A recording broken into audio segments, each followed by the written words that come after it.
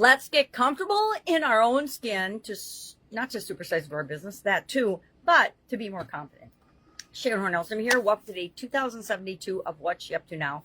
It's a segment where I document the journey originally as I entered the online world. I'd never been really doing anything in the online world, a couple of things on social media, a couple of little website things for other people and for my family's businesses and things. But for the most part, I was strictly in the offline world, meaning the real world. I call it the real world, which annoys my online friends. But I think that it's important that we have our feet in both worlds, right? Both the offline and the online world. People that are strictly in the online world have a very interesting sense of how to do things. And it's easy to get off track when we're just focusing on online, which is why I think it's important to test and do and work with people physically in the real world, right? I think COVID set us back a long way in terms of our ability to interact with other people. I think society was going that way, and COVID just put the nail in the coffin of our ability to interact as human beings. And we really need to take back that to be more confident, to have better relationships, to be better human beings.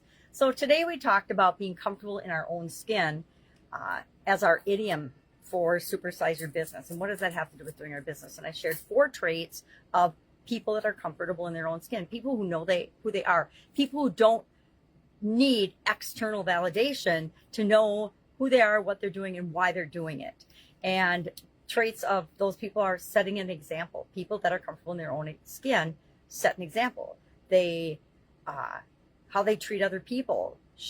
I hate to say it, but if you want to know how somebody is going to treat you, just look at how they treat other people, because eventually our true nature shows through, right? If we have an underlying current and a core value of kindness and treating other people with dignity and respect, we treat everybody with dignity and respect. We don't treat certain people differently based on how we look at them or how we judge them.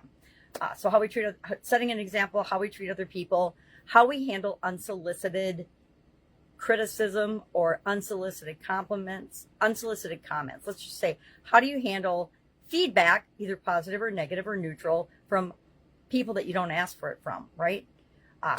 We see this every day in business. People will get customer concerns or complaints or customer feedback, and they go ballistic. Have you ever had a boss that goes ballistic whenever you get a consumer comment or feedback on your product or service? Instead of looking at like as great information and as a gift and as a way to do something better or to fix a problem or a challenge in your process or your customer's experience, they go crazy and say, oh, the customer's wrong, this isn't right.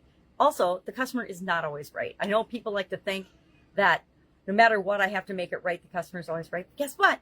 That assumes and predicates that everybody on the planet is an awesome human being and not out to get something for nothing. Because there are people that are criminals. There are people that lie and cheat and steal and are unethical and immoral. And we're going to run into those people in our career and in our business and in our life. And how do we deal with them? Says a lot about us, right? We don't just bend over backwards and say, hey, whatever you want. That's why we have gangs in this world and in the country, because people don't say, no, this isn't right. We're not going to do that. That's why the mob and gangs and things exist. It's because good people forget to stand up, or they look the other way and they just let things happen. And it takes all of us being who we really are by setting the example, how we treat other people, how we handle unsolicited comments and criticism. And finally, what's the 4th trait? Oh, stay true to yourself. That should be the first trait. I just knocked something on the ground. Doesn't matter. It's just a little prop.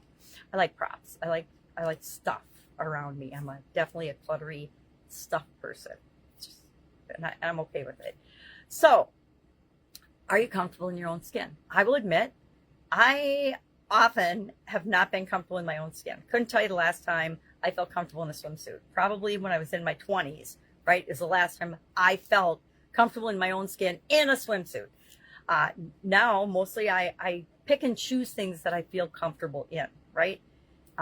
But again, that's something I'm actually working on this month for confidence.